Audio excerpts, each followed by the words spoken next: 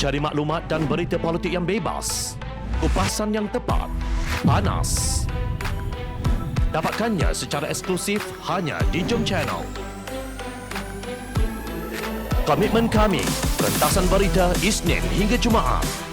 Berbicara dan isu semasa, kami garapkan secara langsung. Panel-panel berkaliber dan profesional. Interaktif, pandangan anda kami raikan. Jangan lupa bersama kami di setiap hujung minggu dalam edisi khas mingguan.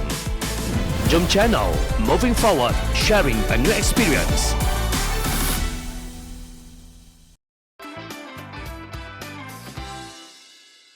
PAS tamak, kata Tengku Razali.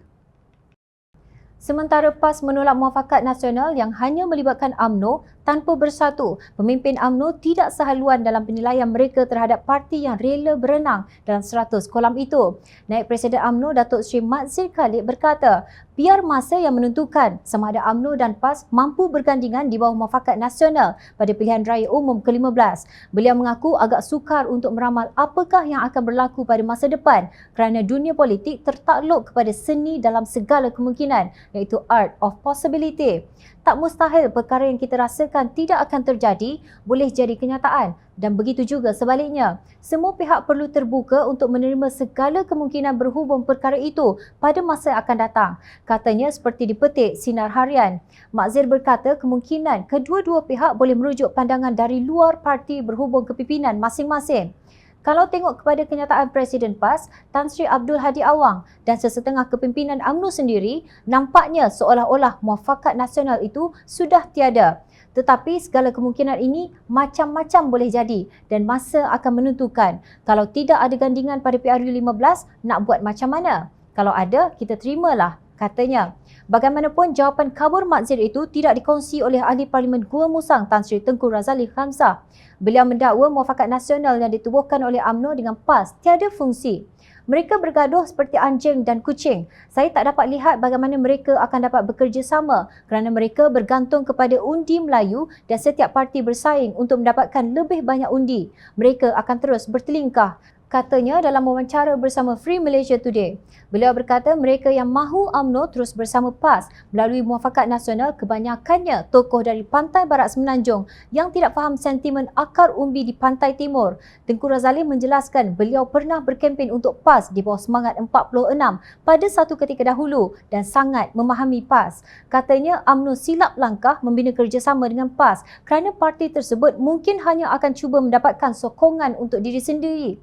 Beliau berkata ini pernah berlaku ketika Barisan Nasional mula-mula ditubuhkan dengan beliau menjadi tokoh penting ditugaskan untuk menarik PAS ke dalam gabungan itu. Tetapi itu tidak berlaku kerana mereka menyalahgunakan jawatan mereka dalam kerajaan persekutuan dan cuba menarik orang kita di bawah supaya menyertai parti mereka. Ini berlaku secara meluas di seluruh skim penempatan tanah dan itu menyumbang kepada perpecahan antara PAS dan UMNO selepas pembentukan Barisan Nasional, kata Tengku Razali menurut portal tersebut. Itu hanya ketamakan. Mereka mahu lebih banyak lagi dan mahu mengukuhkan diri mereka sendiri, katanya.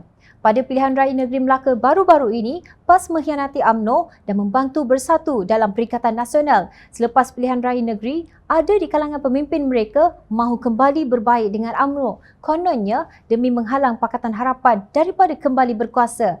Justru tidak hairan jika Tengku Razali kata, PAS tamak. Hakikatnya muafakat nasional kini umpama hantu raya yang tidak bertuan. Merayau ke sana sini menghasut orang Melayu supaya takut kepada DAP yang difitnah mereka sebagai komunis dan Pakatan Harapan yang kononnya liberal. Sedangkan PAS yang tidak menghormati mandat rakyat pada pilihan raya umum ke-14 sanggup bersekongkol dengan pengkhianat dalam Pakatan Harapan iaitu Bersatu dan segerombolan pemimpin keadilan. Secara langsung tidak menunjukkan ciri-ciri sebagai parti Islam. Merekalah yang sebenarnya ekstrim dan dipenuhi gerombolan bigot yang sanggup melakukan apa saja termasuk mentakfiri sesama Islam demi kuasa. Sejarah membuktikannya menerusi amanat Hadi pada 7 April 1981. Ingat, rakyat sentiasa memerhati.